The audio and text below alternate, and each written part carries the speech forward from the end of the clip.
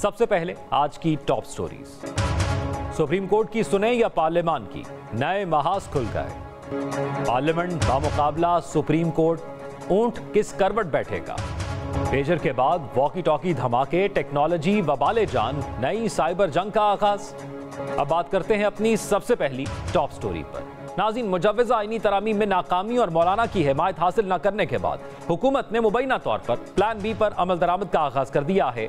मखसूस नशस्तों से मुतल्लिक supreme court की वजाहत पर इलेक्शन कमीशन का तीसरा इजलास आज मुनक्किद हुआ। इजलास में कानूनी टीम ने ब्रीफिंग दी कि इंट्रा पार्टी इलेक्शन तस्लीम न होने तक पाकिस्तान तरीके इंसाफ का कोई तंजीमी ढांचा नहीं, तो क्या ऐसे में मखसूस नशस्तें अलॉट हो सकती हैं। तमाम इलेक्शन कमीशन इस हवाले से किसी नतीजे पर नहीं पहुंच सका। इजलास के फौरी बाद स्पीकर कौमी असम्बली अयाज सादिक का एक खत मंजर आम पर आया। खत में स्पीकर कौमी असम्बली ने चीफ इलेक्शन कमिश्नर से तरमीम शुदा इलेक्शन एक्ट के तहत मखसूस नशस्तें अलॉट करने का मुतालबा किया। अयाज सादिक ने लिखा कि तरमीमी इलेक्शन एक्ट के तहत किसी सियासी जमात में शामिल होने वाला आजाद रुकन अब पार्टी तब्दील नहीं कर सकता। इंतखाबी निशान हासिल करने से पहले किसी भी उम्मीदवार के लिए रिटर्निंग ऑफिसर के सामने पार्टी वाबस्तगी जाहिर करना लाजमी है। खत के मुताबिक तरमीम शुदा इलेक्शन एक्ट का इतलाक 2017 से किया गया है।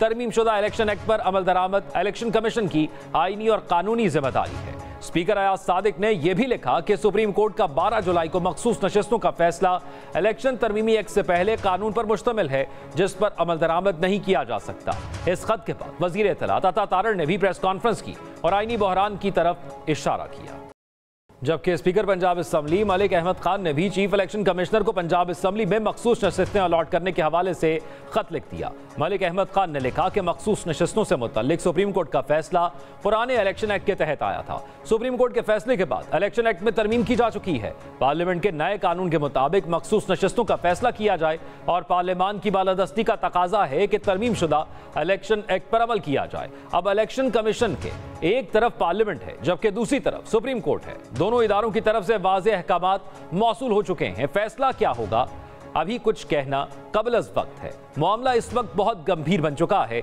और आईनी बहरान की जानिब बढ़ रहा है। हर तरफ इबहाम ही इबहाम नजर आ रहा है, जबकि इलेक्शन कमीशन ने इस तज़ब्ज़ुब से निकलने के लिए स्पीकर कौमी असम्बली और पंजाब असम्बली के खतूत का जायजा लेने का फैसला किया है। एक तरफ पार्लियामान की बालादस्ती तो दूसरी तरफ तौहीन अदालत। यही वजह है कि चीफ इलेक्शन कमिश्नर की ज़ेर सदारत कल होने वाले इजलास में खतूत का जायजा लिया जाएगा। कानूनी टीम मुंतखब ऐवानों के स्पीकर्स के खतूत की अहमियत पर ब्रीफिंग देगी। इससे पहले 12 जुलाई को सुप्रीम कोर्ट के 13 रुकनी बेंच ने सुन्नी इत्तेहाद काउंसिल की दरखास्त पर 8-5 की अक्सरियत से फैसला दिया था कि इलेक्शन मखसूस नशस्तें तहरीके इंसाफ को एक हफ्ते के अंदर अंदर अलॉट कर दे। यह बात इंतहाई हैरानकुन है कि जहां ये अहकामात 7 दिन में पूरे होने थे, आज 70 दिन गुजर जाने के बावजूद अभी तक लटके हुए हैं। सुप्रीम कोर्ट ने मुख्तसर फैसले में कहा था कि निशान लेने से पार्टी खत्म नहीं होती, पार्टी का वजूद बरकरार रहता है। सुप्रीम कोर्ट के इस फैसले के बाद कौमी असम्बली की 22 मखसूस नशस्तों पर आने वाले दीगर जमातों के अरकान की रुकनियत इलेक्शन कमीशन ने मुअत्तल कर दी, जिसमें 14 नून लीग, 5 पीपल्स पार्टी और 3 JUI को दी गई थी। इलेक्शन कमीशन ने इस फैसले पर मखसूस वक्त में अमल दरामद नहीं किया और ये नशस्तें तहरीके इंसाफ के हवाले नहीं की, लेकिन 25 जुलाई को इलेक्शन कमीशन की जानिब से सुन्नी इत्तेहाद काउंसिल के 39 अरकान कौमी असम्बली को तहरीके इंसाफ का रुकन करार देने का नोटिफिकेशन जारी किया गया।